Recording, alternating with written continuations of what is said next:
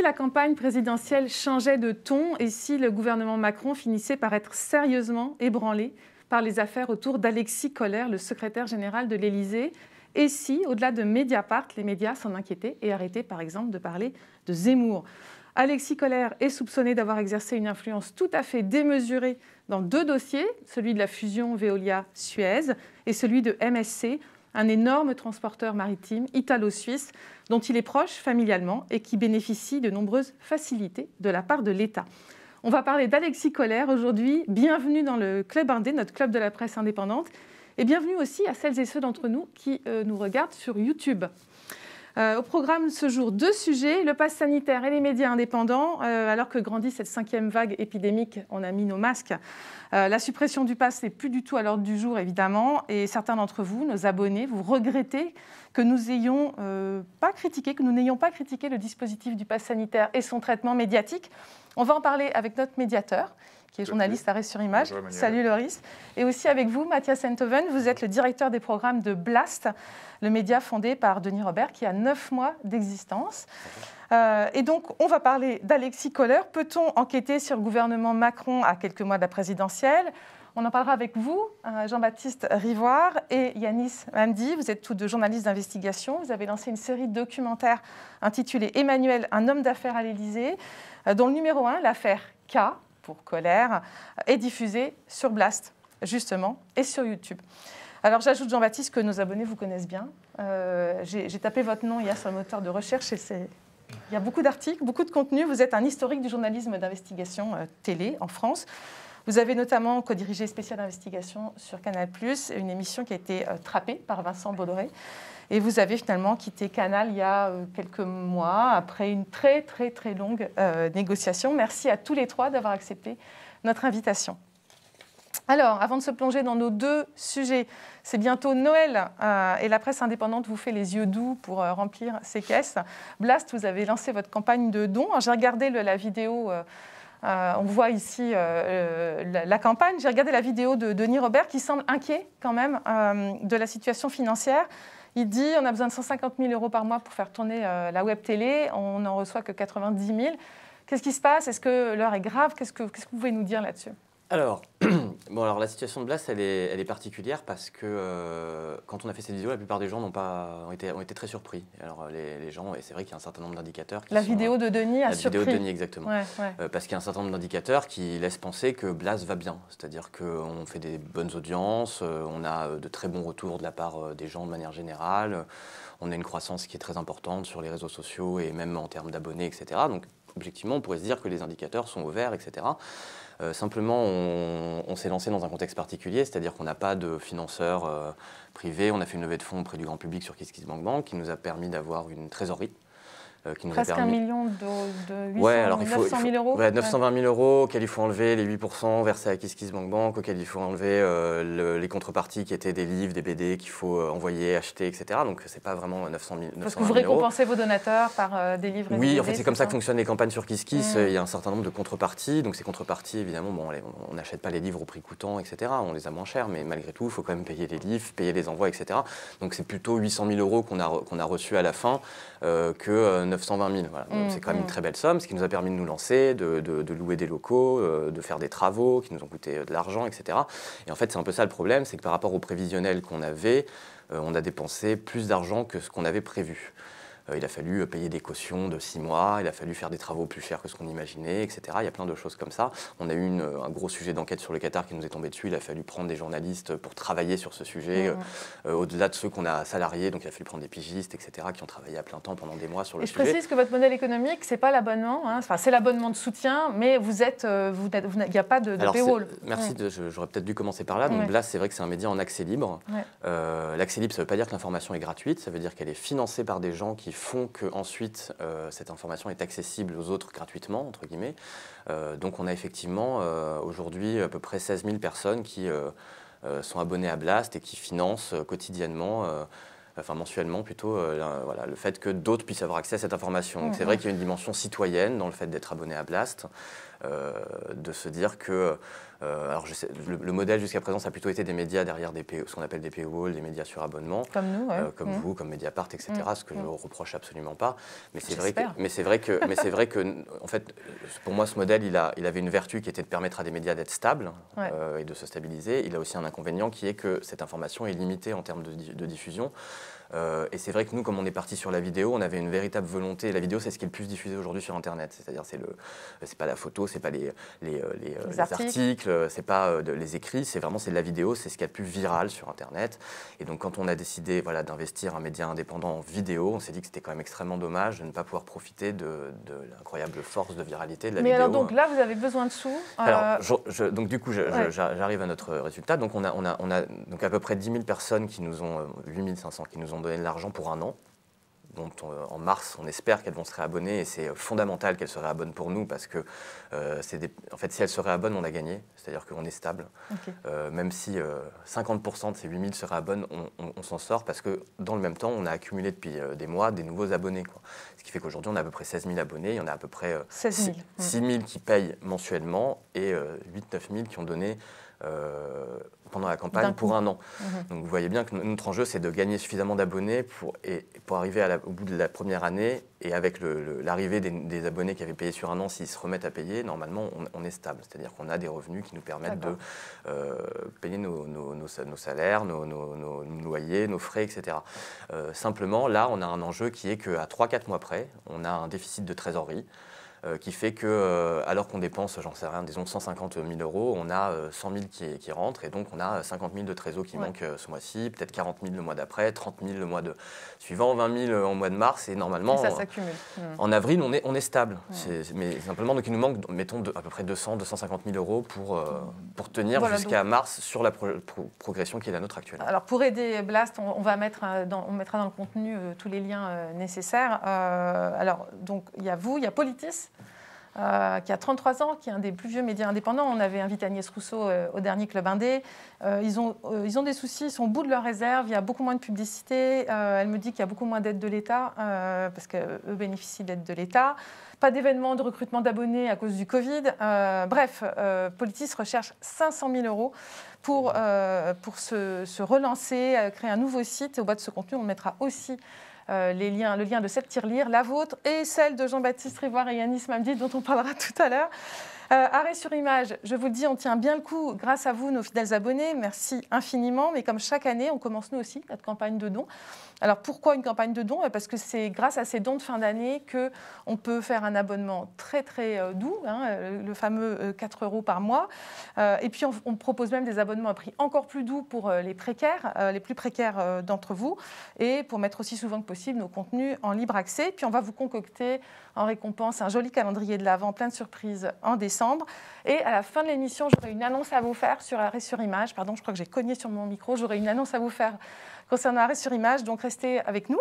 Et puis pour clore cette séquence d'actualité, on va parler, c'est étrange, de Karine Le Marchand, oui, l'animatrice de M6, que vous retrouvez régulièrement dans nos enquêtes et dans nos montages pour toutes sortes de raisons. Quel est le rapport avec la presse indépendante ? Eh bien, regardez cette vidéo de Mars Actu, le média indépendant de Marseille. Bonjour à toutes et à tous. Si aujourd'hui je fais cette vidéo, c'est pour vous parler d'un appel à la transparence que lance Mars Actu. Sa genèse est simple. Il y a quelques semaines, on cherchait à connaître le montant de la rémunération de Karine Le Marchand comme ambassadrice de la région Provence-Alpes-Côte d'Azur. Et ce qui nous a été répondu, c'était que c'était un plan média et qu'on ne communiquait pas sur les montants de ce plan média. Alors, cette réponse ne nous a pas satisfait, mais elle ne saurait satisfaire personne parce qu'il s'agit là d'argent public. Et donc, de cette réflexion est né un appel que vous retrouvez en dessous de cette vidéo et qui demande la transparence sur l'ensemble des relations entre les collectivités locales, mais aussi la préfecture et les entreprises de presse. Pour nous, c'est un gage de clarté pour le lecteur et le citoyen qui doit savoir quelles sont les relations d'intérêt entre une entreprise de presse et les collectivités locales. Voilà, donc en fait, les collectivités locales, vous savez, ont de nombreux partenariats, notamment avec la presse quotidienne régionale, qui posent des problèmes d'indépendance de la presse. Mars Actu veut comprendre. Mars Actu veut savoir combien Karine Le Marchand est payée pour faire un travail d'influence en faveur de la région Provence-Alpes-Côte d'Azur. Et alors, suite à cet appel à la transparence de Mars Actu qu'on met aussi dans le contenu, et d'ailleurs, vous pouvez vous-même, si vous habitez dans les Bouches-du-Rhône, envoyer des demandes de transparence auprès des différentes collectivités. Mars Actu vous propose d'envoyer des mails en disant « OK, combien vous donnez, à quels médias ?» Suite à cet appel, on a estimé, Loris, que ça pouvait nous intéresser, nous aussi, cette histoire. Oui, non seulement que cette histoire pouvait nous intéresser, mais qu'en plus nous n'avions, nous, à Arrêt-sur-Image, pas les moyens d'engager une enquête sur le plan national concernant les collectivités territoriales françaises qui sont très nombreuses, des mairies aux régions, aux départements, ça fait beaucoup de monde. Par contre, d'autres médias indépendants semblaient aussi intéressés. Nous avons donc estimé que ça méritait que nous nous impliquions aux côtés de Mars Actu et d'autres médias indépendants afin de mettre en lumière ces financements qui sont souvent beaucoup moins visibles que les subventions d'État, mais dont le montant pour chaque média et également le montant total interroge quant à l'indépendance des médias. Voilà, donc à venir une enquête en partenariat avec d'autres médias indépendants sur l'argent que donnent les collectivités locales aux médias, où ça va, combien et quelle est l'influence sur la ligne éditoriale, donc à suivre. C'est possible de rebondir ? Oui, parce qu'en plus, de ces aides-là, que moi d'ailleurs j'ignorais qu'il y avait autant d'aides locales, etc. Moi je voulais rebondir sur les aides nationales qui sont données à la presse, parce que ça aussi c'est quand même une question assez importante. Là, je regardais tout à l'heure, nous si on nous donnait ne serait-ce qu'un dixième de ce qu'on donne à l'IB tous les ans, on était stable et stabilisé pour le restant de nos jours sans avoir besoin de cette aide tous les ans. Et je trouve que ça pose quand même une question qu'on donne autant d'argent, donc l'IB c'est 4,5 millions en 2019, c'est pas pour viser l'IB, hein. Le Parisien en France c'est 12 millions, etc. 12,7. Le Parisien et les Échos, en tout cas, c'est. Ah oui, bah voilà. 17, en tout cas, les journaux de Bernard Arnault, qui est pourtant ouais. la première fortune mondiale, ou quasiment l'une des premières fortunes mondiales, ça dépend des jours, oui, parce qu'il gagne 3-4 milliards par jour, et puis il repère, mais voilà. Ouais. Lui, il bénéficie d'être colossal pour financer ses médias d'influence. Donc en fait, il faut s'en rendre compte. Il donne souvent le sentiment d'être des gens qui aident la presse. En réalité, ils sont largement aidés et subventionnés. En réalité, ça leur coûte assez peu cher pour toute l'influence qu'ils y gagnent. Et je trouve qu'il y a un vrai enjeu quand même à remettre en cause aussi ces aides. Et je sais qu'il y avait eu un élan là-dessus avant l'été, il me semble, de plusieurs médias indépendants. Alors, je précise que le SPIL, dont Arrêt-sur-Image est membre fondateur, le SPIL, c'est le syndicat des éditeurs de presse en ligne. On voit l'image sur l'écran. C'est un combat de très longue date du SPIL, en particulier concernant les aides directes à la presse, puisque le SPIL favorise de très loin l'idée d'aide indirecte, par exemple la TVA réduite à 2,1%, qui bénéficie à tous les médias sans distinction, qu'ils soient indépendants, privés, publics. Et là, c'est le fruit d'une enquête du SPIL qui a été très compliquée. Ils n'arrivaient pas à savoir combien l'État versait depuis 2 ans, on a du mal voilà. à savoir, oui, effectivement. Voilà. Mais, et là, vous voyez, les Échos, le Parisien, 24%, c'est incroyable. On est d'accord que nous tous, médias indépendants, avec un dixième de cette somme, ça change notre vie, ça nous permet d'être stable, ça nous permet d'exister, ça nous permet d'embaucher. C'est quand même fou. Encore faut-il avoir envie d'être financé par l'État, ce qui n'est pas nécessairement notre cas, nous, à Ces aides pourraient néanmoins être transformées en un crédit, voilà. en un crédit d'impôt, par exemple, comme le propose Julia Cagé, qui permettrait à chaque citoyen de donner une somme donnée annuelle à un ou plusieurs médias de son choix. Et précisons que l'énorme majorité des industriels qui contrôlent les journaux en jaune, là-bas, sont des gens qui ont soutenu ou voire appelé à voter Emmanuel Macron en 2017. Précision utile. On va parler du pass sanitaire et des médias indépendants. Depuis l'instauration, enfin l'annonce de l'instauration du pass le 12 juillet, on a reçu beaucoup de mails à Arrêt-sur-Image nous reprochant de ne pas avoir critiqué suffisamment le pass sanitaire et son traitement par les médias. Loris, tu es notre médiateur, en plus d'être journaliste, en plus d'être enquêteur. Que nous disent nos abonnés ? Alors, ces derniers mois, nos abonnés ont laissé de nombreux commentaires sous les articles qui pouvaient concerner de près ou de loin le pass sanitaire et parfois sous d'autres articles.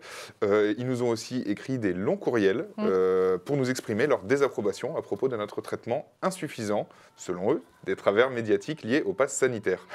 Je pense notamment à un abonné de longue date qui nous a écrit en se disant inquiet à propos d'une prolongation indéfinie, en disant, je cite, « Je n'aurais jamais imaginé qu'Arrêt-sur-Image soit absent du combat pour la vérité et la liberté ». Un autre a pris la plume pour nous dire qu'il était pour la première fois déçu par notre non-traitement de l'actu lié au Covid dans les médias mainstream ces derniers mois. et se demandent pourquoi Arrêt sur Image, qui a toujours été ouvert à des vues alternatives concernant la politique, l'économique ou le social, ne semble pas l'être en ce qui concerne le domaine de la santé. Et je tiens à faire remarquer, avant de rendre la parole à Emmanuel, qu'on retrouve ces reproches dans les commentaires d'articles de bien d'autres médias indépendants. Je pense par exemple à Mediapart, dont la dernière enquête à propos de Didier Raoult a engendré plus de 1000 commentaires, et au point que la rédaction a fourni une explication dans son espace de commentaires face à tout ce mécontentement de ses abonnés. Il y a une attente singulière des abonnés de médias indépendants par rapport à cette question-là. Alors nous, on a publié plusieurs articles quand même sur le pass sanitaire depuis son annonce, un décryptage des hashtags qui ont fleuri après l'allocution d'Emmanuel Macron, un article sur la difficulté des médias à distinguer les différents courants de pensée dans les manifestations. Parmi les manifestants anti-pass, les décomptes douteux du nombre de manifestants qui ont été largement sous-estimés, les relations houleuses entre les médias et les manifestants sur place, et puis notre chroniqueur, Thibaut Prévost, qui fait la très bonne chronique Clic Gauche, a publié une chronique qui a été intensément commentée, 545 commentaires, où il faisait état de son dilemme. Oui, le pass est utile pour freiner la contagion, et oui, c'est terrible en termes de liberté publique. Et je dirais qu'on avait d'ailleurs fait un article de Médiateur sur tous ces commentaires, et je dirais que son dilemme, c'est le nôtre, c'est celui de la rédaction d'Arrêt sur Image, ça l'est encore. Mais par ailleurs, nous n'avons pas observé de dysfonctionnement médiatique quant à la couverture du pass sanitaire. Donc c'est pour ça qu'il y a eu peut-être moins d'articles que ce à quoi vous pouviez vous attendre. Et si je peux me permettre une précision, Emmanuel, nous n'avons pas constaté de dysfonctionnement médiatique majeur, étant entendu qu'en cette période de campagne présidentielle, nous avons de très, très nombreux sujets à traiter. En plus, il y a plein d'autres choses. Il se passe plein d'autres choses. Juste, ce que je peux ajouter, c'est que le pass sanitaire n'est pas obligatoire lors des meetings politiques. Ça, il faut le savoir. Ah, d'accord. C'est quand même un peu contradictoire. C'est contradictoire et les médias n'en ont jamais parlé. C'est-à-dire que les politiques ont décidé que pour leur meeting, il n'y avait pas besoin de passe sanitaire. Parce qu'ils espèrent pose des questions. réunir le maximum de gens. Bon, quant à Daniel, qui est souvent nommé dans les mails de nos lecteurs, il a résumé sa position dans un édito du 31 août, « Touche pas à mon pass », où il écrit que pour éviter un nouveau confinement, c'est la moins mauvaise des solutions, mais que Macron a bien tort de triompher à ce sujet. Et Daniel n'oublie pas, écrit-il, en parlant de Macron, impréparation sur les masques et les tests, votre catastrophique politique hospitalière, mon pass n'est pas à vous, touche pas à mon pass. Voilà pour cette petite partie sur Arrêt sur Image et le pass sanitaire. Et puis on va parler de vous, Blast, et le pass sanitaire. J'ai regardé la manière dont votre média a évoqué le pass depuis le 12 juillet pour essayer d'identifier votre ligne éditoriale. Parmi vos contenus, j'ai retenu notamment celui du 22 juillet, donc une vidéo, une loi contestée et dangereuse. Le contenu est un peu plus nuancé que le titre là. Et Serge Faubert, notamment, parle des manifestants d'une manière très intéressante. On écoute. Samedi prochain, de nouveaux cortèges contre le pass sanitaire rassembleront des milliers de personnes un peu partout en France. Ce serait une erreur de les réduire à la mouvance anti-vax ou à l'extrême droite. Dans leur immense majorité, les manifestants veulent simplement exprimer leur défiance envers le gouvernement et le chef de l'État. Voilà, et puis dans la même vidéo, Serge Faubert critique la députée Martine Vonner, égérie des anti-masques et des anti-passes, et qui, il faut le dire, spécialiste en fake news concernant le Covid. Le 1er août, vous interviewez le gilet jaune Jérôme Rodriguez, qui est en manif anti-pass, et qui explique aussi combien ce positionnement est complexe. On a une particularité ici aujourd'hui, tu vois, tous les manifestants, nous on est pris entre deux feux. Tu as à la fois les complotistes du gouvernement et des médias, qui sont là à nous vendre un vaccin sans même nous prouver l'efficacité de ce dernier. Et de l'autre côté, on a les complotistes anti-vaccins qui eux-mêmes ne sont pas capables de prouver l'inefficacité du produit. Nous, aujourd'hui, tu n'as ici que des gens qui manifestent pour la liberté. Alors, je ne vous parle pas de Macron, qui est aussi un autre allié, parce qu'il suffit d'attendre la prochaine connerie pour, au final, mettre les Français en rogne et faire emmener dans la rue des primo-manifestants, des gens qui n'ont jamais manifesté, simplement pour revendiquer leur liberté, au moins la liberté de leur corps. Ça montre un peu la complexité à défendre son positionnement. Puis je voulais juste ajouter que vous avez tendu le micro dans les manifs Blast à des antipasses comme Florian Philippot, François Asselineau, à un militant CGT sur votre plateau qui parle à juste titre des entorses au droit du travail générées par le pass. Mais moi, je ne vous ai pas entendu leur opposer la légitimité du pass. Pourquoi ? Alors, bon, moi, je vais parler un peu, mais moi je ne suis pas rédacteur en chef, donc je suis directeur des programmes, donc je suis moins sur l'éditorial, etc. Bon, ce qui est sûr, c'est que déjà, nous, on a essayé de parler de cette question de manière très large. Et donc déjà, aller en manifestation, donner la parole à toutes les personnes qui manifestent. Donc effectivement, ces manifestations donnaient lieu à des cortèges de l'extrême droite ou de Florian Philippot, etc. On a montré qu'ils étaient là, on leur a donné parfois la parole, on n'a pas non plus... on ne les a pas suivis, on a suivi plusieurs manifestations en même temps, donc vous avez vraiment une diversité de paroles. Voilà. Et c'était la réalité. Dans ces manifestations, il y avait des gens d'extrême droite, il y avait des complotistes extrêmement virulents, il y avait même des antisémites. Et puis à l'inverse, il y avait, je le crois aussi, une majorité de, et c'est en tout cas ce que les gens qui étaient sur le terrain ont vu, nous ont témoigné, etc. Ils disent, bah ouais, il y avait des gens chelous, etc. Mais il y avait quand même une majorité de gens à qui on a parlé, qui n'étaient pas anti-vaccins, qui étaient scandalisés par la nouvelle étape de contrôle, de remise en cause des libertés à laquelle ça donnait Macron, sachant qu'on avait quand même eu un quinquennat où aller manifester devenait compliqué, les mouvements sociaux ont été durement réprimés, etc. Donc voilà, il y a à mon avis un sentiment de il faut se battre pour nos libertés parce que c'est une étape supplémentaire. Bon. Ensuite, moi je considère qu'en tant que média, on n'a pas forcément à avoir un positionnement sur la question. C'est-à-dire que nous, donc on a donné la parole autant à la Quadrature du Net pour nous expliquer les failles qu'avait ce pass sanitaire en termes de protection des données, etc. Et c'est vrai, le gouvernement a fait un pass sanitaire très cheap en termes de protection des données, qui pose de problèmes voilà, sur les questions de santé, mais aussi sur les questions de géolocalisation, etc. On a donné la parole à des membres d'Amnesty International pour nous parler des libertés, etc. On a donné la parole à des gens très divers. Voilà, vous avez dit à Benjamin Hamar de la CGT qui nous a parlé de la problématique du droit du travail. Et en fait, moi, si je devais me résumer ma position, en tout cas sur la question, qui je pense malgré tout peut être à peu près celle de Blas, elle ressemble assez à celle de Daniel. C'est-à-dire qu'on considère que ce pass pose d'énormément de problèmes, qu'il arrive et qu'il s'inscrit dans une logique qui n'est non pas une logique de conviction, voilà, il n'y a pas une volonté de convaincre la population, il y a eu énormément d'imbroglio du gouvernement sur les masques, etc., qui ont créé de la défiance. Et qui n'est pas non plus dans une logique d'obligation assumée. Pardon ? Et qui n'est pas non plus dans une logique d'obligation assumée. Le pass l'État aurait pu dire...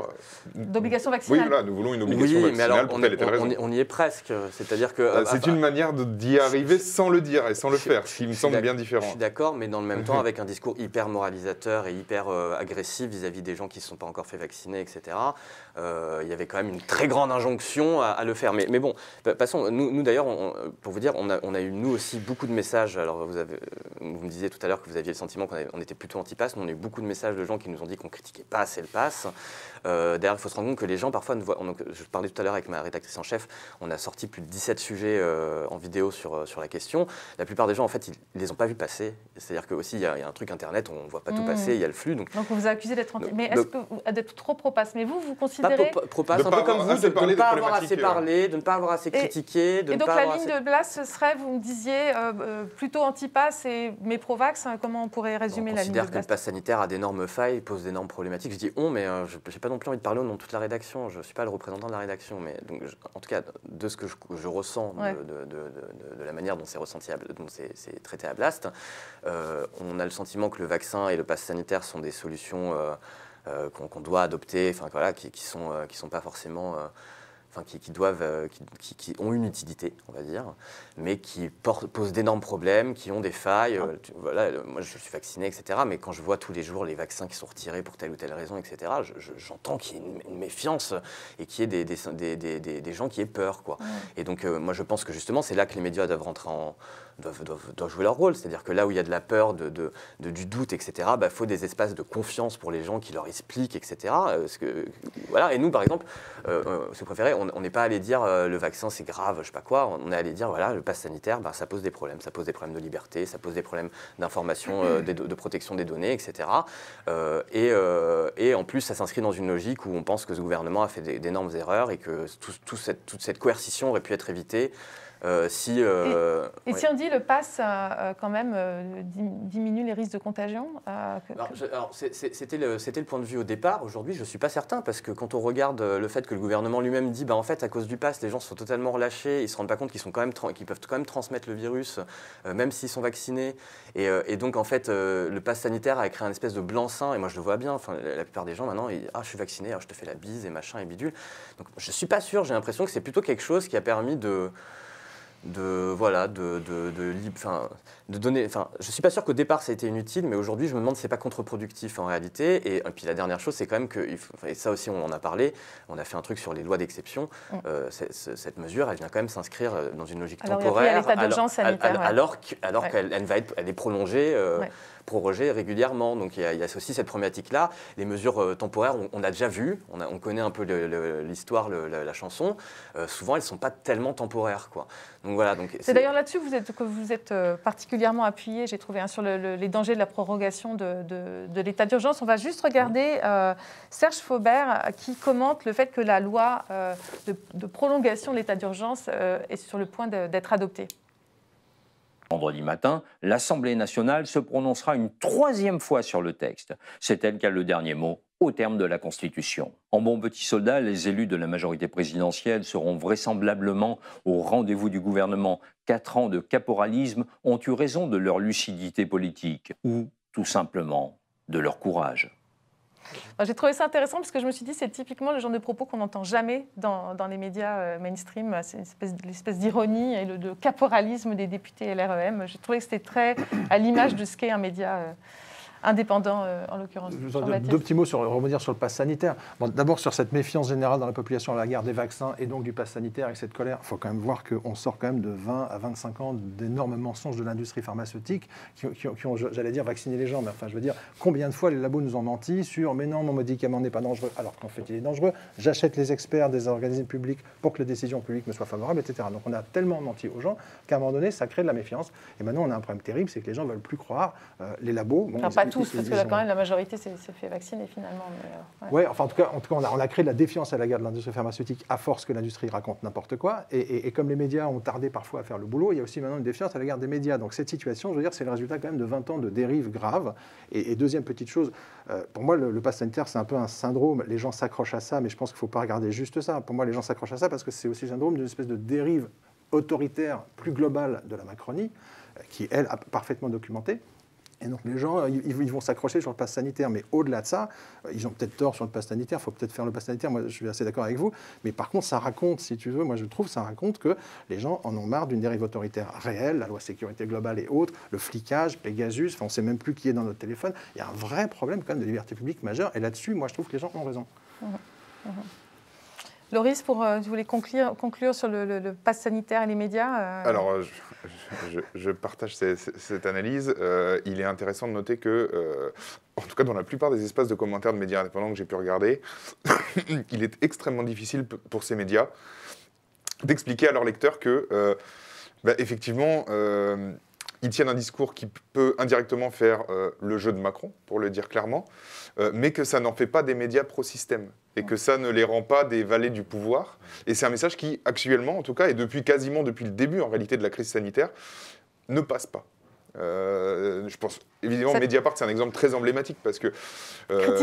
critiquer Didier Raoult, penser que le vaccin est efficace, fait passer les médias indépendants auprès d'un certain nombre de leurs abonnés pour tout d'un coup pour des valets du pouvoir de et du système, voilà. y compris vis-à-vis de ce que tu disais, je pense très justement à propos de la perte de confiance envers l'industrie pharmaceutique, mais aussi envers, je pense notamment au Mediator, où on sait que le régulateur n'a pas joué son rôle. Le Mediator, donc ce médicament... les régulateurs de l'industrie n'ont pas joué leur rôle, les régulateurs publics, l'État n'a pas joué son rôle. Et effectivement, le début de la crise sanitaire a été un désastre sur tous les plans, comme le disait très bien Daniel dans sa chronique. Il y a eu un enchaînement de mensonges, de contre-vérités, de plans de communication complètement foireux, que les médias indépendants ont par ailleurs couverts. Mais en fait, l'érosion de la confiance est telle qu'au moment où même nous, on dit non, mais là, voilà, nous, on n'a pas forcément quelque chose à dire dessus, la colère se retourne aussi contre nous et contre beaucoup de médias indépendants qui ont souvent des abonnés qui sont eux-mêmes assez sceptiques de manière générale de ce qu'on peut leur montrer. On a eu une petite idée pour ne pas se faire trop traiter de valet du pouvoir. On a décidé d'enquêter sur Macron. Voilà. Donc, écoute, magnifique transition. Merci Jean-Baptiste. Merci Loris. On se retrouve dans une minute. On va maintenant parler du travail de Yanis Mamdi et Jean-Baptiste Rivoire sur le quinquennat Macron. Vous avez proposé à plusieurs chaînes une série documentaire sur Emmanuel Macron, à quelques mois de la présidentielle. Alors, l'idée, c'est quoi? Pour montrer quoi, en fait? En fait, c'est un peu normal. C'est-à-dire qu'en fin de quinquennat, à 1 an d'une nouvelle présidentielle, on peut commencer à faire un bilan de ce qu'a fait le président. Ça fait 4 ans qu'il est là. En plus, le quinquennat Macron a été riche en événements, les gilets jaunes, la santé. Enfin, il y a quand même beaucoup de choses qui se sont passées. Et de mon point de vue, avec un rapport à la loi un peu distendu, un peu intéressant, un rapport à l'éthique publique aussi un peu distendu. Donc franchement, c'est un boulevard pour nous. Et donc, moi, j'avais déjà essayé de faire un bilan avec quelques copains du quinquennat Hollande en 2016 à Canal+. Bon, Vincent Bolloré venait de prendre le pouvoir, donc ça n'a pas été possible. On nous a dit non. 4 enquêtes sur Hollande qui ont été torpillées. Et là, en sortant... torpillées, ça veut dire qu'elles n'ont pas été diffusées du tout. Voilà, des producteurs nous ont proposé 4 excellentes enquêtes qui faisaient un peu le bilan de la Hollandie. Donc, il y avait les guerres de François Hollande et leurs effets pervers. Il y avait les failles des services antiterroristes en 2015, quand même. Il y a eu des failles de services français majeures qui ont été mises sous le tapis. Bon, voilà. Donc tout ça, ça a été non. Et donc en ressortant 4 ans après, je me suis dit, super, on va faire maintenant un peu le bilan de Macron. Et je pense même que notre boulot, c'est pas juste de faire notre boulot à 6 mois des élections. Normalement, c'est tout le temps notre boulot. Mais en tout cas, voilà, à 8 mois d'une présidentielle, vraiment, il faut le faire. Et donc, on l'a proposé effectivement à toutes les chaînes, à toutes les plateformes, et tout le monde a dit non. Alors ça, on va y revenir, mais les différents épisodes, est-ce que vous pouvez nous dire un peu en gros ce qu'il y aura comme épisode? Il y a le premier sur Alexis Kohler, dont on va parler aujourd'hui, et ensuite. Absolument. On a eu envie de s'intéresser à une histoire assez intéressante. Il y a une guerre terrible d'actionnaires pour prendre le contrôle du journal Le Monde en 2010, avec un Sarkozy qui cherche à être réélu et qui veut peser, et qui veut que ce soit des actionnaires qui lui sont favorables, qui mettent la main sur Le Monde. Il y a eu des bagarres terribles de la droite pour essayer de prendre le contrôle du Monde. Et Emmanuel Macron joue à cette époque un rôle très intéressant, puisqu'il va conseiller les journalistes du Monde en leur disant, moi je suis neutre et j'adore la presse indépendante et je vais vous aider gratuitement. En tant que banquier d'affaires chez Rothschild, pour les aider à trouver des repreneurs. Et on va découvrir au cours de cette affaire qu'en fait il a joué un double jeu et qu'en fait il a favorisé, il a travaillé en sous-main pour les repreneurs préférés de Nicolas Sarkozy. Donc il a failli faire tomber Le Monde entre les mains de gens favorables à Nicolas Sarkozy. Alors ça c'est le deuxième épisode. C'est le deuxième épisode. Il y en a d'autres. On va travailler sur le maintien de l'ordre voilà, durant le mouvement des Gilets jaunes, comment il s'est orchestré, les relations entre Emmanuel Macron et le pouvoir algérien, la crise de l'hôpital, il y a quoi encore? On a trouvé un bon titre, Hôpital, La République en panne. Bon, c'est un peu dans l'actu, mais on a le sentiment qu'il y a un énorme problème sur l'hôpital. Alors, c'est toujours pareil, quand on surfe sur l'actu, on entend le coup de gueule d'une infirmière, la déclaration de Castex, etc. Donc là, Cécile Dollmann va faire un travail de fond sur 20 ans, elle a enquêté, elle a fait un dossier, tout ce que la télé n'aime pas, un dossier sur 20 ans de politique publique à l'hôpital, 20 ans de management réganien ou thatchérien, ultralibéral à l'hôpital, avec un harcèlement des chefs de service, des soignants. Y compris pendant les gouvernements socialistes. Ça fait 20 ans que ça dure, de gauche comme de droite. On est dans une logique de management ultralibéral qui, de mon point de vue, crée une maltraitance au sein des services publics, et c'est vrai aussi dans la police, et c'est vrai aussi dans l'éducation nationale. On a quand même un État en France depuis quelques années qui maltraite ses fonctionnaires, qui les harcèle. À l'hôpital, il y a des souffrances monstrueuses. Et vous faites le lien entre... ce qui m'intéresse, c'est quel est le lien que vous faites entre son métier de banquier d'affaires, son ancien métier de banquier d'affaires, et sa gestion de différents types de Alors, quand on a réfléchi au titre de notre série, on se disait, est-ce qu'on dit un banquier d'affaires à l'Élysée? Mais en fait, Macron, c'est pas juste un banquier d'affaires. Il a été banquier d'affaires chez Rothschild, certes. C'est aussi un homme d'affaires parce qu'il commence à avoir des casseroles, des affaires. En fait, l'impression qu'on a, c'est que c'est un peu un monsieur qui a défendu des très grandes entreprises pour faire des fusions-acquisitions, qui a fait fortune dans la banque d'affaires avant d'entrer en politique. Et on a un peu le sentiment que quand il est arrivé à l'Élysée, il est resté un petit peu l'émissaire ou l'ami de toutes ces grandes entreprises et qui fait... Je ne sais pas très bien qui il représente, en fait. Est-ce qu'il aide ces grandes entreprises à fructifier leur business, ou est-ce qu'il représente la population? Et on a quand même souvent, dans plusieurs dossiers, l'impression que finalement, il n'est pas tellement au service des gens qui l'ont élu, mais il est au service de très grandes puissances financières. Donc, ça interroge. On peut voir l'épisode 1 sur Blast. Vous avez choisi, Mathias Enthoven et l'équipe de Blast, d'héberger l'épisode 1 de la série de Jean-Baptiste Rivoire. Pourquoi vous avez choisi d'héberger cet épisode-là sur Alexis Kohler, dont on va parler donc? Alors pour plusieurs raisons. La première étant purement personnelle. Jean-Baptiste et Yanis sont on va dire des bons copains, des gens que je connais depuis un certain temps. Sur ce plateau. Yanis, on a travaillé ensemble aux médias. Jean-Baptiste, on l'a beaucoup vu à l'époque du média. Il passait nous voir, etc. C'est deux personnes que j'apprécie énormément, dont j'estime le travail et l'intégrité professionnelle. Donc déjà, il y avait on va dire un terreau favorable. Ensuite, Blast s'inscrit totalement dans une logique de coopération et de création de passerelles avec des médias indépendants. On a lancé là pas mal de collaborations qui vont bientôt aboutir, des émissions en commun, des partenariats, etc. avec divers médias indépendants. D'ailleurs, ça vaut au-delà des médias indépendants, ça vaut aussi pour des associations comme la Quadrature du Net, comme Attaque. En fait, on essaie de créer un réseau En face, ils sont organisés en réseau, en fait. En face, c'est qui, en face? En face, c'est-à-dire le pouvoir, les puissances financières, les grands patrons, etc. Enfin, c'est pas moi, c'est Warren Buffett qui le disait. Nous, on a gagné la guerre, on s'organise, etc. Enfin, bref. Donc, c'est vrai que nous, à l'inverse, on veut essayer de créer un autre type de réseau, un réseau de résilience, de solidarité, d'indépendance, de résistance. Et parce qu'on pense qu'on n'y arrivera pas tout seul. C'est-à-dire que même si moi, j'ai beaucoup d'ambition pour Blast et que j'espère que Blast va devenir un très grand média indépendant. En fait, même un très grand média indépendant tout seul ne suffit pas. Faut qu'il ait des relais dans la société civile, il faut qu'il ait des relais dans le secteur associatif, il faut que plusieurs médias indépendants se mettent ensemble. C'est vraiment, en tout cas, je tiens à ça. C'est aussi la démarche du Fonds pour une presse libre, d'ailleurs, initiée. Alors, totalement, voilà. même si je pense qu'il vaut mieux fédérer les médias indépendants existants que d'en créer une multitude de nouveaux. J'ai plutôt tendance à croire qu'il faut 3 ou 4 Mediapart, médias du niveau de Mediapart, etc., plutôt que 50 000 médias locaux, etc., même si c'est très bien qu'il y ait des médias indépendants locaux. Mais voilà, donc nous, on essaie de créer un mastodonte de l'information, mais on sait qu'on n'y arrivera pas tout seul. Et donc, on s'inscrit à la fois là, avec Off, dans cette logique-là, alors que nous-mêmes, on est en campagne, on doit lever des fonds. Mais en fait, moi, je persiste, il y a des gens qui ne sont pas d'accord avec moi, mais les deux ne se court-circuitent pas. On a fait ce truc avec Off, et puis derrière, on a lancé notre campagne de levée de fonds, et ça a très bien marché. Off Investigation, c'est donc le nom du média. Vous avez décidé de vous nommer, enfin de devenir un média pour pouvoir diffuser votre série. Oui, alors nous, on a moins d'ambition que Blast ou le média. C'est-à-dire qu'on ne lance pas tout de suite d'emblée un média avec 15 journalistes, etc. On a fait un truc un peu différent. On a fait un appel aux dons sur KissKissBankBank pour un produit journalistique précis, pas un documentaire, mais une série d'investigations sur Emmanuel Macron. Une série d'investigations sur Emmanuel Macron. Et on va essayer de tenir le pari, c'est-à-dire, moi j'ai engagé de l'argent perso qui sortait de mon indemnité Canal pour financer ce truc-là. Et on a dit aux gens, voilà, on a besoin que vous le financiez, qu'on avance ensemble. Et on va essayer de livrer cette série de 9 épisodes sur Macron avant la présidentielle. C'est un exploit. Je pense qu'on va y arriver. Et c'est ça le pari. On n'a pas l'ambition de créer un média viable. J'espère qu'après, on pourra pérenniser le site Off. On verra bien comment ça fonctionne. Vous avez plus d'expérience que nous là-dessus. Mais nous, déjà, on fait cette série. Et si possible, on pérennise le truc. Et on essaie de faire de l'investigation audiovisuelle sur le net, ce qui est un produit cher et compliqué à fabriquer. Mais on pense qu'il y a un besoin immense. Et d'ailleurs, le premier épisode qu'a co-signé Yanis a fait un carton sur YouTube, puisqu'on est à plus d'1 million de vues avec Blast. Et ça montre, nous on a plein de messages, et vous aussi, de gens qui disent, mais oh là là, mais c'est super, on a besoin de ça vraiment. Et ce qui veut dire que les gens, ils ont de l'investigation à la télé, je veux dire, ça existe. Mais manifestement, ils ont besoin de quelque chose qui est un peu plus les pieds dans le plat. Enfin, en tout cas, quand on parle de Macron, ils ont l'air contents, quoi. Parce que nous, en plus, je ne sais pas combien a coûté on ne va pas forcément donner les chiffres, je ne sais pas si c'est un chiffre précis, mais ça coûte cher, en fait, de faire de l'investigation en vidéo. Et nous, pour l'instant, vous voyez bien, on est en campagne, je vous expliquais, on a des problèmes de trésorerie, etc. On ne pouvait pas, et pourtant c'est une grosse frustration, parce qu'on a envie de le faire, mais on ne pouvait pas se lancer dans une grande série d'enquêtes sur Macron, alors qu'on pense, comme Jean-Baptiste, que c'est fondamental avant l'élection de faire le bilan de ce qu'est Emmanuel Macron. D'ailleurs, nous, je le dis en 2 secondes parce que je ne veux pas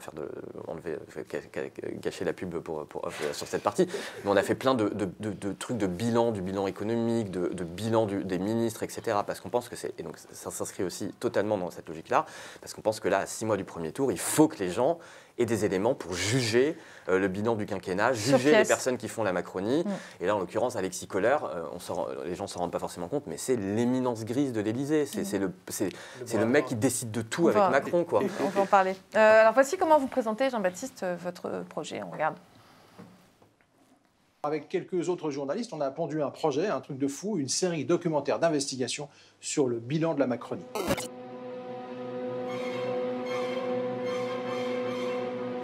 Ce que je veux, c'est que vous, partout, vous allez le faire gagner, parce que c'est notre projet. Vive la République, vive la France.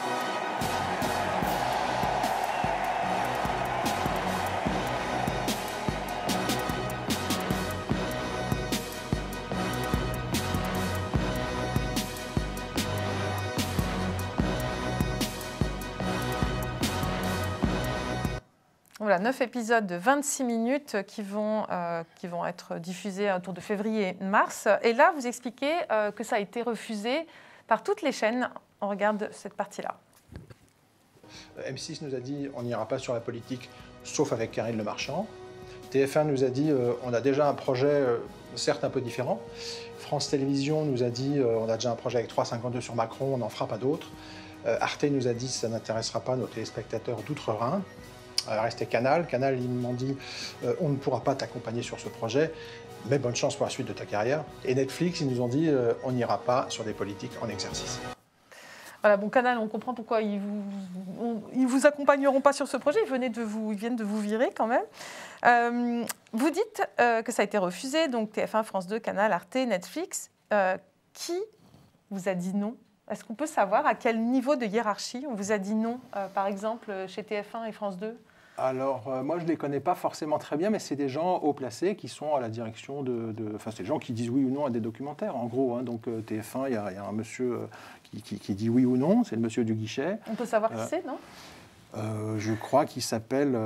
non, franchement, j'ai un doute, parce que j'ai eu 2 personnes à TF1, mais après, c'est normal. Hein, je veux dire, ils reçoivent des dizaines et des dizaines de projets, ils disent non 9 fois sur 10, comme nous, on faisait à Canal. Enfin, il n'y a rien de particulier. Et d'ailleurs, ils disent, c'est pas du tout parce que c'est Macron. En général, on en a déjà un. Bon. Donc, en soi, si vous voulez, ça ne démontre pas grand-chose. C'est normal de se faire jeter. Ce qui se passe d'habitude, c'est que les gens de télévision qui proposent des projets un peu grattes, qui dérangent et qu'on les jette, qu'est-ce qu'ils font? Ils sont super énervés, mais ils ferment leur bouche, ils se taisent, ils mettent leur orgueil sous le tapis, et puis ils rampent, et 6 mois après, ils reproposent un projet, parce que si par hasard ils gueulent, ils sont bannis. Il faut comprendre un truc qui est clé, c'est que jusqu'en 2015, il y a le groupe Canal qui fait un peu d'investigation, et France Télévisions qui a 3 guichets, France 2, France 5, France 3, et donc les gens peuvent aller dans 4 guichets différents. Les journalistes journalistes, les réalisateurs, voilà, peuvent faire toc-toc à 4 guichets différents. Quand Bolloré étrangle l'investigation à Canal, c'est déterminant, parce que c'est un écosystème, c'est-à-dire que c'est pas que Canal. Il étrangle Canal, et moi je me dis, oh putain, les copains de France Télé, ça va être plus dur maintenant. Pourquoi? Parce que Ernotte se retrouve en position de monopole. Delphine Ernotte, la patronne de France Télé. Les journalistes de France Télé peuvent plus dire, ça serait bien d'accepter un peu des trucs sur la politique, parce que sinon c'est Canal et Moreira qui vont le faire. Parce que pendant 10 ans, c'est ça qui s'est passé. Quand Bolloré étrangle Canal+, Ernotte se retrouve en position de monopole. Et qu'est-ce qu'elle va faire en 2019? Elle prend les 3 guichets, elle dit maintenant c'est un seul guichet. Et au guichet, elle met Catherine Alvarez, qui est la chef du guichet. Donc aujourd'hui, en France, vous voulez faire l'investigation documentaire, si vous n'arrivez pas à convaincre Catherine Alvarez, ça ne passe pas. Et très franchement, et donc vous n'avez pas réussi à convaincre Catherine Alvarez? Ça passe de moins en moins. Moi, j'ai envoyé ça... Elle vous a dit quoi, Catherine Alvarez? Alors, les gens de France Télévisions m'ont répondu, c'est pas elle, c'est quelqu'un d'autre, m'a dit il y a déjà 3,52, c'est tout. Il faut savoir que cette 3,52, ça veut dire 3 documentaires de 52 minutes sur le quinquennat Macron. Une série sur Emmanuel Macron, je ne sais pas exactement sa teneur, mais ce qui est intéressant, c'est que France Télévisions va sortir donc. Il y a 3,52 qui vont passer, j'imagine, sur une des chaînes de France Télévisions, très bien. Mettons par exemple que ce soit France 5, mais pardon, il y a aussi France 2 et France 3. Donc c'est-à-dire qu'en gros, on vous dit non mais ça y est, on a un projet sur Macron, sur le mastodonte du service public français, on a un projet sur Macron, c'est tout. C'est-à-dire que ça veut dire qu'en creux, que les autres chaînes, a priori, ne prendront pas de documentaire là-dessus. En tout cas, c'est ce qu'on nous a dit. On a déjà un projet, ça suffit. Macron, il y a je ne sais pas combien de milliers de documentaires par an à France Télé. Récemment, ils ont fait par exemple un documentaire sur la maison de Bernard-Henri Lévy au Maroc, donc c'était absolument passionnant. Mais franchement, peut-être qu'on peut faire plus qu'un projet sur Emmanuel Macron dans la période actuelle. Et Envoyé spécial et complément d'enquête, qui sont des émissions quand même susceptibles d'accueillir un tel projet, est-ce que vous les avez sollicités? Alors, franchement, moi j'ai présenté au début un projet de 90 minutes, parce que c'est sûr que si on présentait une série, ils nous auraient dit « Ah ben non, mais nous on ne prend pas de série, c'est pas le style ». Bon, on a présenté un 90 minutes sur Macron, donc forcément, c'était pas forcément pour Envoyé spécial. Complément d'enquête, nous on a proposé la partie documentaire. Bon, après, je ne sais pas, peut-être que complément d'enquête l'aurait pris, mais enfin, la personne de France Télé qui nous répond sur un projet d'investigation sur Macron peut se dire, bah tiens, je vais le passer aux copains de complément. Bon, ça n'a pas été le cas, et moi je connais un petit peu le présentateur de complément d'enquête, bon, qui ne m'a pas dit, c'est formidable, envoie ta série. Donc je pense qu'en réalité, c'est compliqué à France Télévisions d'enquêter sur le pouvoir exécutif, qui est aussi la tutelle, qui est aussi le monsieur qui tient le robinet de l'argent, puisque le pouvoir politique peut de demain modifier la redevance, la supprimer. Emmanuel Macron, en arrivant en 2017, première chose qu'il dit, c'est je veux 60 millions ou 50 millions d'euros d'économies par an. Donc il coince Delphine Ernotte dans une espèce de pression budgétaire constante, et c'est pas juste Macron. Sarkozy avait fait pareil en 2007. Donc les copains du service public, ils sont vraiment coincés, très dépendants de la tutelle. Sinon quand même que demain, Complément d'enquête diffuse une enquête très forte en collaboration avec un média indépendant, en l'occurrence Disclose, sur l'aide française à l'Égypte en termes de surveillance et d'interception de communication contre le terrorisme, et un système qui a servi à tuer des civils soupçonnés de petits trafics de cigarettes et de drogue. Donc c'est quand même un sujet secret défense que Complément d'enquête sort demain. Je sais qu'en janvier prochain, ils vont sortir une enquête sur Mimi Marchand et Brigitte Macron.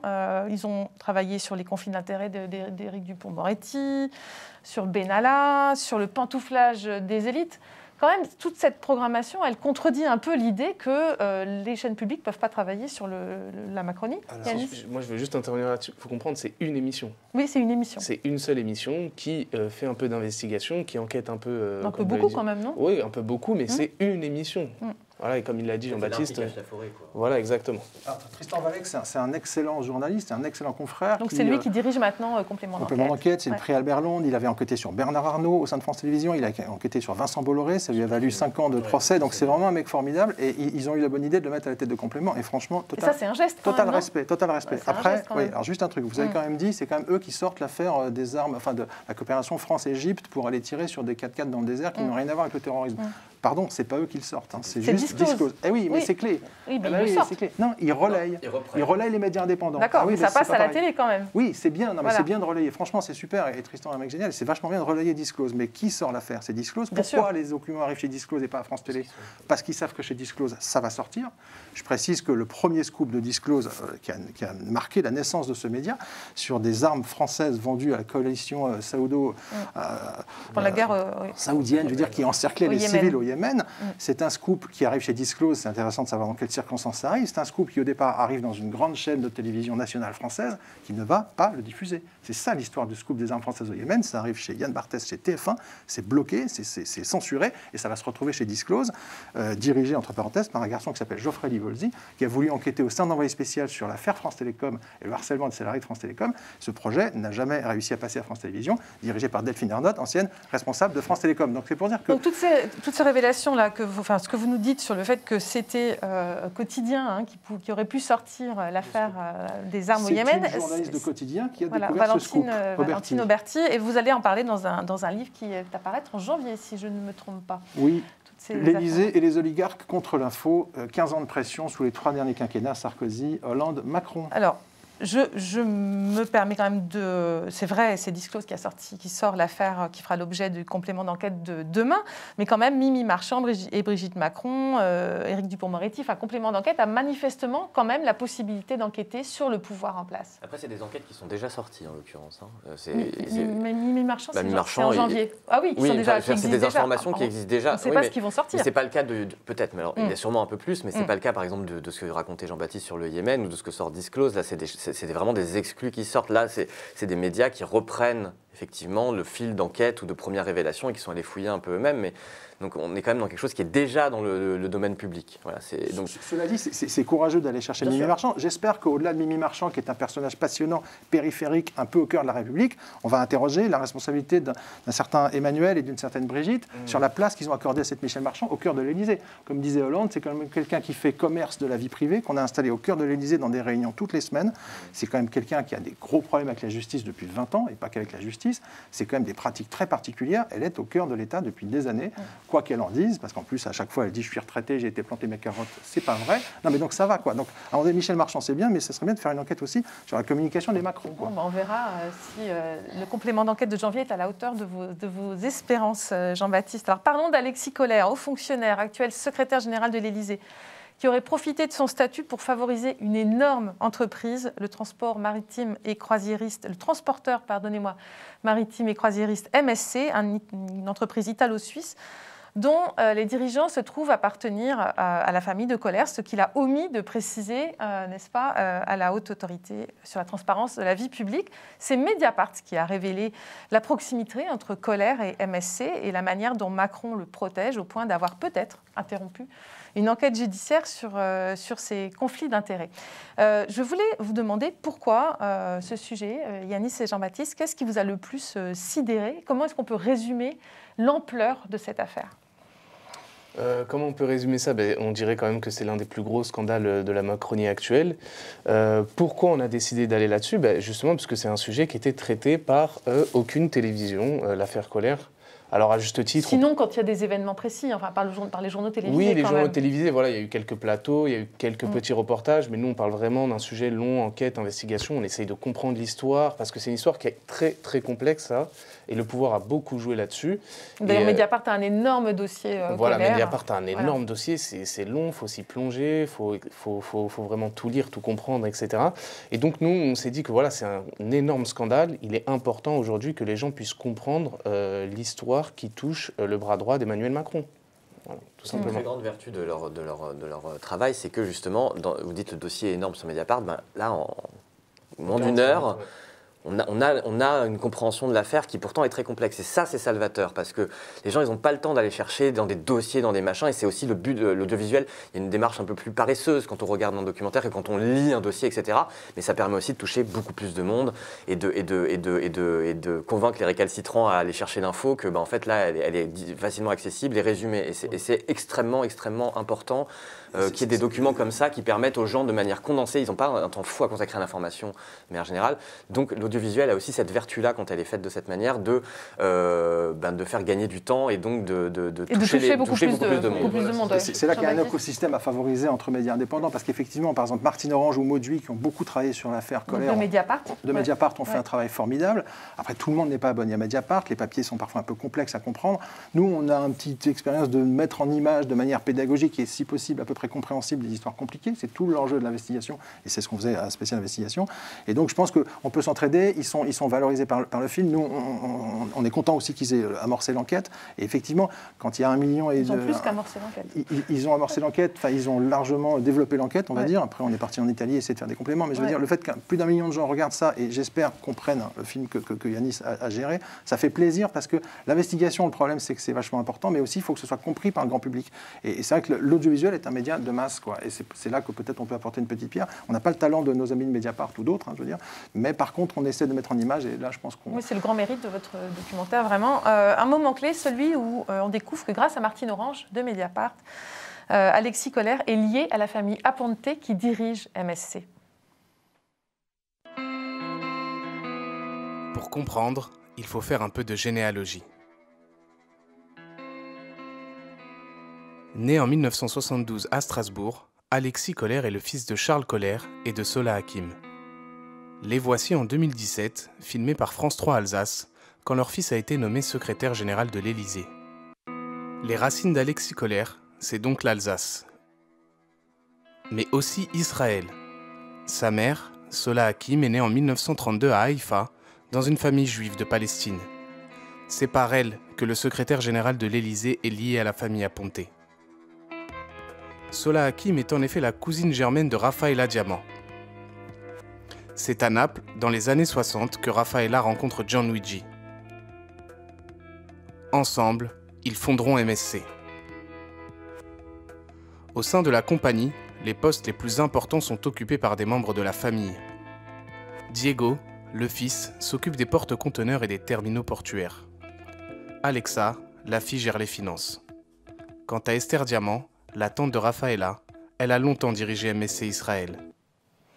Donc voilà pour les relations entre le secrétaire général de l'Élysée et cet énorme transporteur maritime. Et puis un autre moment clé, en 2017, Macron, fraîchement élu, fait tout de suite, c'est saisissant dans votre documentaire, un geste en faveur de ce transporteur de MSC, un geste étonnant. Est-ce que vous pouvez nous le résumer, nous le raconter? Jean-Baptiste, Yanis?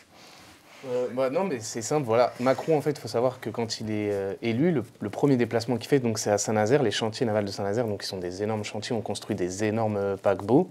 Et donc, il va là-bas pour, si on veut, interrompre, pour mettre fin à un accord qui avait été conclu, parce que les chantiers de Saint-Nazaire, en fait, ils sont en crise, ils sont en faillite, ils ont besoin d'être rachetés. Et donc, il y avait un repreneur italien, donc un repreneur public italien, Fincantieri. Pas MSC, voilà. Voilà, pas MSC, qui avait trouvé un accord avec l'État pour reprendre à 51% les chantiers navals de l'Atlantique. Sauf que Macron, justement, va mettre un terme à ce deal. Et la question qu'on pose, c'est pourquoi il a mis un terme à ce deal avec Fincantieri? Est-ce qu'il n'a pas cherché à favoriser MSC? Parce que MSC ne voulait pas de Fincantieri sur les chantiers navals de l'Atlantique, puisque, en fait, MSC fait construire la plupart de ses paquebots au chantier naval de l'Atlantique et il bénéficie d'énormes aides publiques qui se seraient possiblement arrêtées si Fincantieri avait repris, en fait, les chantiers navals de l'Atlantique. Donc le soupçon, en fait, c'est que Macron ait favorisé MSC en interrompant ce contrat qui avait été établi sous Hollande. Hein. C'est ça, ce qui est étrange, c'est que Gianluigi Aponte ne veut pas de Fincantieri, sauf que Fincantieri était un repreneur solide et s'était mis d'accord avec l'État. Et bizarrement, Emmanuel Macron, quand Gianluigi Aponte ne veut pas de MSC, décide de mettre un terme à l'accord. De Fincantieri, oui. Ce qui est constant sur plusieurs années, c'est qu'Alexis Kohler, qui est au cœur de l'État depuis des années et qui est très proche d'Emmanuel Macron, il sera son directeur de cabinet à Bercy, il va s'occuper de sa campagne présidentielle pendant quelques mois en 2016-2017. Alors qu'il est chez MSC d'ailleurs. Tout en étant... C'est-à-dire qu'il est rémunéré par MSC 28 000 € par mois. Il est en train de pantoufler en fait dans l'entreprise familiale. Ouais. Voilà, en tant que directeur financier de cette énorme compagnie maritime, c'est quand même pas rien. Et dans le même temps, il va piloter un petit peu ou co-gérer la campagne présidentielle d'Emmanuel Macron. Donc là, on se dit, mais attendez, le type qui gère la campagne présidentielle de Macron, en fait, il est payé par le transporteur italo-suisse, dont il n'a pas dit que c'était un membre de sa famille. Donc déjà, c'est quand même un peu compliqué. Et effectivement, Macron arrive, et première chose qu'il décide avec Kohler, tous les deux, c'est de bouleverser l'affaire des chantiers de Saint-Nazaire dans un sens favorable à Gianluigi Aponte. Donc il y a eu beaucoup comme ça de coups de main à cette compagnie. Bon, en soi, pourquoi pas, ils sont peut-être très sympathiques dans cette compagnie. Ça aurait été peut-être bien quand même de nous dire que Kohler avait des liens familiaux avec cette compagnie, qu'il a rémunéré quand il faisait la campagne de Macron. Enfin, on a un peu le sentiment, comme dit Laurent Mauduit de Mediapart, qu'on se demande un peu si on est en France ou dans un pays proche de l'Italie ou du sud de l'Italie éventuellement. C'est sympa quand même, j'allais dire, c'est sympathique, c'est de la mafia quoi qu'on décrit. Enfin, si les faits sont avérés, bien évidemment, mais bon, dernier point, on nous parle d'une compagnie italienne, mais en réalité, quand on creuse un peu, non, c'est italo-suisse basée à Genève, où on paye beaucoup moins d'impôts, avec des navires immatriculés souvent au Libéria. Et puis en fait, c'est italo-suisso-israélien, donc c'est quand même une compagnie qui a des implantations très, très, très variées mondialement, et que le pouvoir macronien a beaucoup aidé, donc ça pose question. Et en gros, à part Martine Orange et Laurent Mauduit qui ont galéré comme des malades pour avoir des infos de la part des pouvoirs publics français, parce que c'est des dossiers sur lesquels on n'a jamais aucune info, enfin, il faut bosser là-dessus, quoi. Et donc là, on voit d'ailleurs, je ne sais pas si on peut voir l'image, mais on voit Macron qui baptise, enfin qui célèbre un bateau MSC qui vient d'être construit. Donc c'est très saisissant en fait. Cette image, elle résume complètement cette proximité problématique en fait avec cette énorme entreprise. Alors la suite est assez incroyable, tout est incroyable dans cette histoire. Suite aux révélations de Mediapart, l'association Anticor porte plainte pour prise illégale d'intérêt et trafic d'influence. Mais une intervention de Macron va conduire finalement à un non-lieu. Heureusement, depuis, l'enquête a été relancée. Ce que vous apportez, vous, par rapport à Mediapart, outre l'accessibilité, la vulgarisation de cette affaire, ce dont on parlait tout à l'heure, c'est effectivement beaucoup plus facile à regarder que de lire le gros dossier de Mediapart. Qu'est-ce que vous révélez dans ce documentaire? Qu'est-ce que vous avez apporté?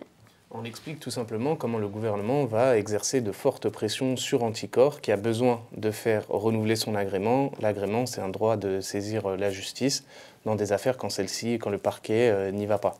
Mais ça avait quand même été raconté par Mediapart. Ce que vous apportez, c'est la partie italienne, non? Ah, la partie italienne. Ah, d'accord, je pensais qu'on parlait d'Anticor. Non, je pensais qu'on était sur Anticor avant. C'est parce que vous parlez d'Anticor avant. C'est vrai que Mediapart a raconté les liens cachés donc, entre Alexis Kohler et MSC, les liens familiaux. Après, l'étape suivante, logique, et je trouve ça intéressant qu'il y ait plusieurs pièces de puzzle et qu'on avance tous un petit peu en espèce de coproduction. Moi, je disais toujours, Mediapart avance un énorme pion. Derrière, si on peut, on en avance un. Peut-être les copains de Blas vont en avancer un. On est dans une coproduction. On est tous des petits médias. Je veux dire, on n'est pas TF1, donc on avance en s'entraidant. Donc ils avancent une pierre géniale, on part en Italie, on dit c'est quoi MSC?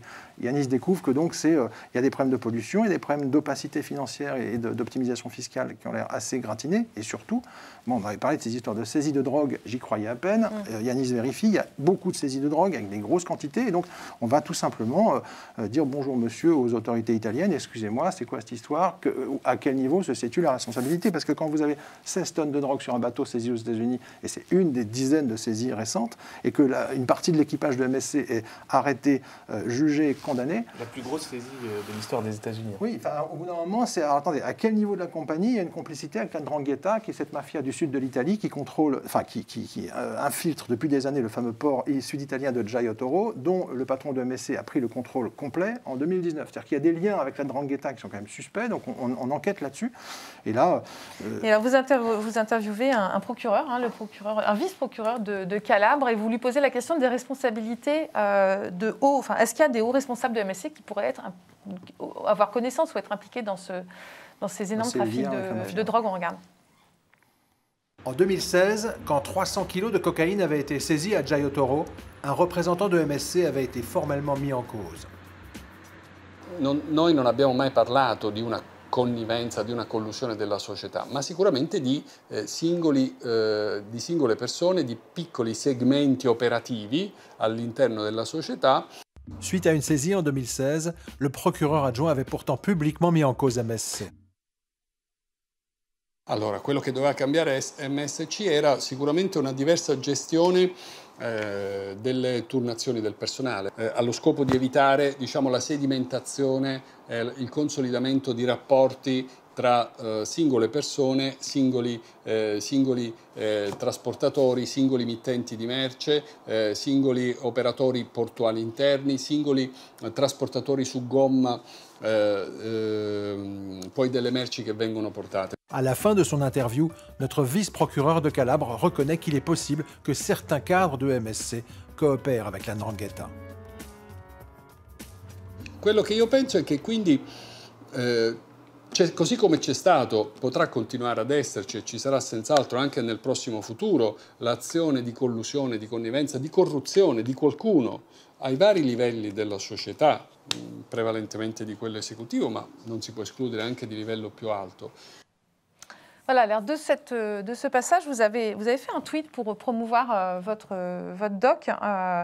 Vous écrivez « Comment Alexis Collaert, proche collaborateur de Macron, a-t-il pu favoriser les intérêts d'une compagnie maritime dont on a découvert que plusieurs cargos transportaient de la cocaïne ?»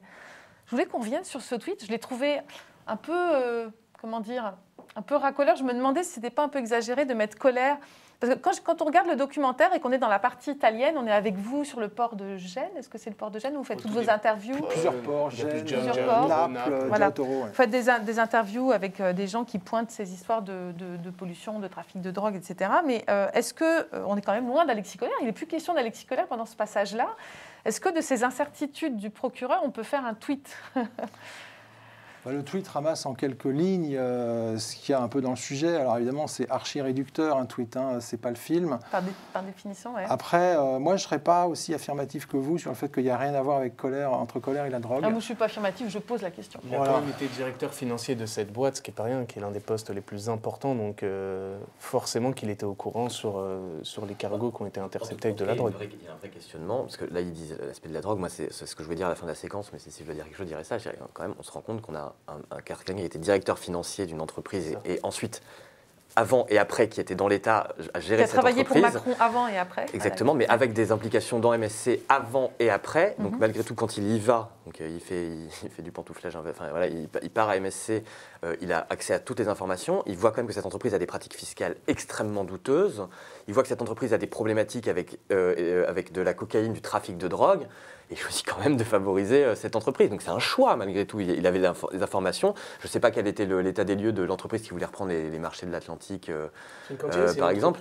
Mais voilà, il aurait peut-être pu se dire, bah voilà, il y en a une, elle n'a pas d'histoire d'évasion fiscale et machin, et l'autre, il en a quand même choisi une plutôt qu'une autre. Donc, et puis il y a un autre point aussi. C'est vrai qu'on fait un tweet un peu accrocheur, peut-être un peu provocateur pour Alexis Collaert, mais moi j'ai juste une question. Il y a quand même un truc qui me pose un problème dans ce pays en ce moment. Ça fait 2 mois et demi qu'on écrit très loyalement à l'Élysée en disant voilà qui on est, voilà ce qu'on fait. Et on leur a même donné, on a hésité, on leur a dit allez, on va être transparent, on va leur lancer la liste des 10 épisodes. On leur donne nos 10 thèmes avant de commencer, je veux dire début septembre. Cher monsieur, chère madame, peut-on se parler? Bon. Il ne se passe rien en termes de mail. 2 heures après, j'ai un coup de fil sur mon téléphone portable. Ça vient d'un 06, je décroche, une dame charmante qui me tire les verres du nez. Qu'est-ce que vous faites? C'est quoi? Vous allez où? Vous allez faire quoi? Vous allez raconter quoi? Elle se présente Si, l'Élysée, service de communication. Ok.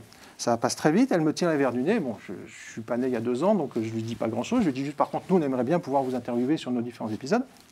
Elle raccroche. Et puis au bout de 2 ans, je me dis, mais en fait, elle ne s'est pas présentée. Puis je n'ai pas de réponse à mon mail. Donc je lui fais un petit texto. Excusez-moi, madame, juste votre nom et votre fonction. Je n'ai pas de réponse. C'est-à-dire qu'on n'a aucune réponse à aucun de nos mails depuis 2 mois et demi, et cette dame se cache. Donc, c'est pas la mafia, la France, hein, je veux dire, mais c'est quoi ces pratiques? Enfin, on est journaliste, moi j'ai une carte de presse avec marqué bleu, blanc, rouge dessus, on appelle le pouvoir, on pose des questions très poliment, il y a 0 réponse. Mais 0 réponse. Ça, c'est très répandu, par contre. Mais le petit coup de fil anonyme, c'est assez original. C'est pas vraiment anonyme, mais je sais pas, ou alors, il n'y a pas besoin de journalistes dans une démocratie. Alors, c'est plus simple, on les enlève, mais moi, je demande, excusez-moi, vous êtes qui? Elle sait qui je suis, moi, je me suis présenté, moi, je sais pas qui elle est. C'est des gens, on ne sait pas qui ils sont, ils ne répondent pas. Moi, j'ai vraiment l'impression d'être en face d'une espèce de mafia républicaine. C'est insupportable. C'est des gens qui sont quand même payés avec nos impôts, qui doivent rendre un minimum de compte. Alors, je sais bien que la presse n'existe plus beaucoup en France, ou les dérange pas beaucoup. Ils n'ont pas l'air d'être très mordus souvent. Il faudrait peut-être qu'on les morde un peu plus. Ça leur apprendrait un peu à parler aux journalistes. Je ne demande pas qu'on soit aux États-Unis, mais juste que la presse existe. Donc, on n'existe pas. Très bien. Eh ben, nous, on enquête quand même. On sort les trucs. C'est pas possible. Si ce type est de bonne foi, pardon, sur la cocaïne, sur tout le reste, sur l'évasion fiscale, sur la Suisse, à ce moment-là, il dit, écoutez, lui, ou, comme il est débordé, je ne veux pas, quelqu'un, un porte-parole de ce pouvoir qui vient nous expliquer ce qui se passe. Ils ne peuvent pas ne rien dire. C'est impossible sur ce genre d'affaires. Voilà, donc il faut voir le film de Yanis Mamdi et Jean-Baptiste Rivoire sur Alexis Kohler. Vous pouvez le voir sur Blast, vous pouvez le voir sur YouTube. Vous regarderez la campagne électorale et le quinquennat Macron d'une toute autre manière, une fois que vous aurez vu ce film. Et pour contribuer à financer l'ensemble de la série, campagne sur KissKissBankBank, on vous met le lien en bas dans le contenu. Et pour aider Blast à se développer, on vous met le lien aussi. Et Politis. Et puisqu'on parle de médias indépendants et de leur importance pour que vive la démocratie, je vous avais promis une information sur arrêt sur image. Regardez cette photo. On va faire un arrêt sur image. C'est nous. Et c'est écrit « Donation d'actions de la société dénommée Arrêt sur image par monsieur Daniel Schneiderman ». C'était l'équipe d'Arrêt sur image chez le notaire jeudi dernier. On vous l'avait dit, c'est fait. Daniel, qui était l'actionnaire unique du média, a cédé ses parts à l'équipe. Nous sommes tous co-actionnaire d'Arrêt sur image. Mais Daniel n'est pas exactement à la retraite, vous l'aurez constaté. Un édito par jour, 3 émissions par mois, entre autres. Tout change et rien ne change. À la semaine prochaine.